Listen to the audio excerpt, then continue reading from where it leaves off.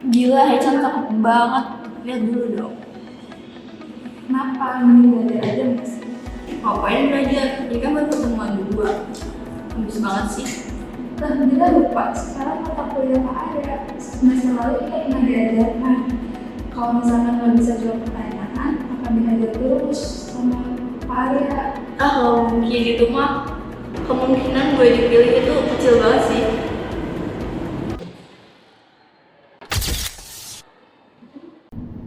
Misi, selamat siang.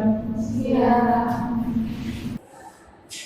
Baik, sebelum kita mulai pertemuan hari ini, saya akan sedikit mereview tentang matematika ini. Absen keempat, apa pengertian dari solvabilitas? Saya Pak, rasio solvabilitas adalah suatu alat analisis keuangan yang digunakan untuk mengukur kemampuan perusahaan dalam memenuhi kewajiban finansial jangka panjang. Oh, baik. Selanjutnya absen nomor 3, apa tujuan dari rasio solvabilitas? Saya Pak, yang pertama meringkas kondisi finansial perusahaan pada kreditur.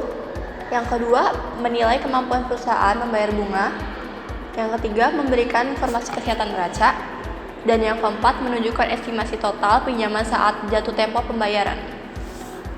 Ngakunya sih nggak belajar, tapi pas ditanya langsung tahu. Begitu.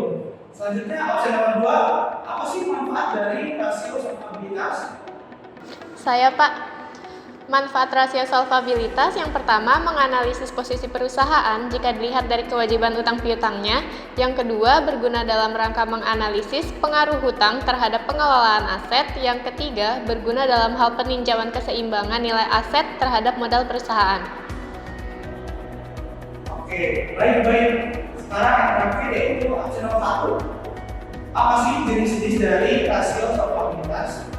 Saya Pak, jenis rasio solvabilitas ada 3. Yang pertama, debt to equity ratio, membandingkan total ekuitas dan liabilitas. Yang kedua, debt ratio, membandingkan total liabilitas dengan total aset yang dimiliki. Yang ketiga, times interest earned ratio, membandingkan antara bunga dengan biaya bunga sesuai dengan prinsip akuntansi dan laba sebelum pajak. Oke, selanjutnya saya akan memberikan contoh tentang perhitungan rasio solvabilitas.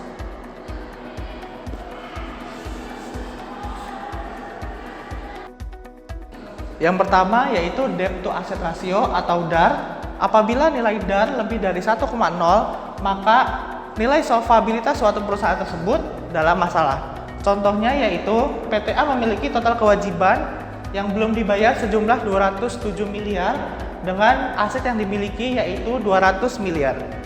Rumusnya di sini DAR sama dengan total utang dibagi total aset.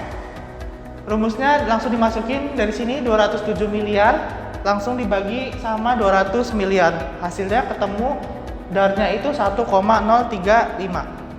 Nah, artinya di sini apa? Artinya di sini kemampuan perusahaan membayar kewajibannya ini bermasalah walaupun tingkatnya rendah. Yang kedua yaitu debt to equity ratio.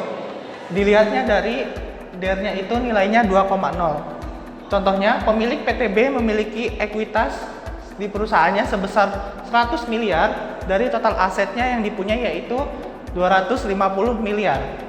150 miliarnya itu didapat dari utang. Kewajiban lainnya jika ditotal sejumlah 25 miliar. Rumusnya yaitu DAR sama dengan total utang dibagi total ekuitas. Nah, langsung di sini dimasukin ya, 150 miliar ditambah 25 miliar dibagi 100 miliar.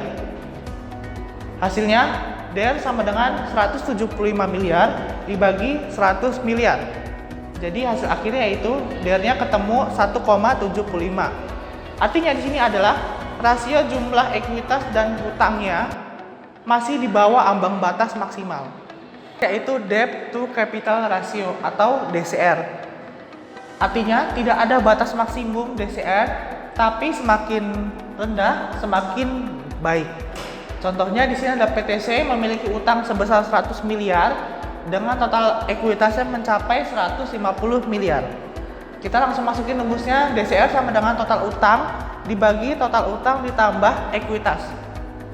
Langsung dimasukin angkanya yaitu 100 miliar dibagi 100 miliar ditambah 150 miliar. Nah, ini langsung masuk ya, turun ke bawah, jadi 100 miliar dibagi 250 miliar. Hasil akhirnya yaitu 0,4. Nah, ini artinya apa sih? Artinya rasio utang PTC hanya 40% dari total kapitalisasi perusahaannya. Sehingga PTC tergolong masih sehat dan baik dari segi solvabilitasnya.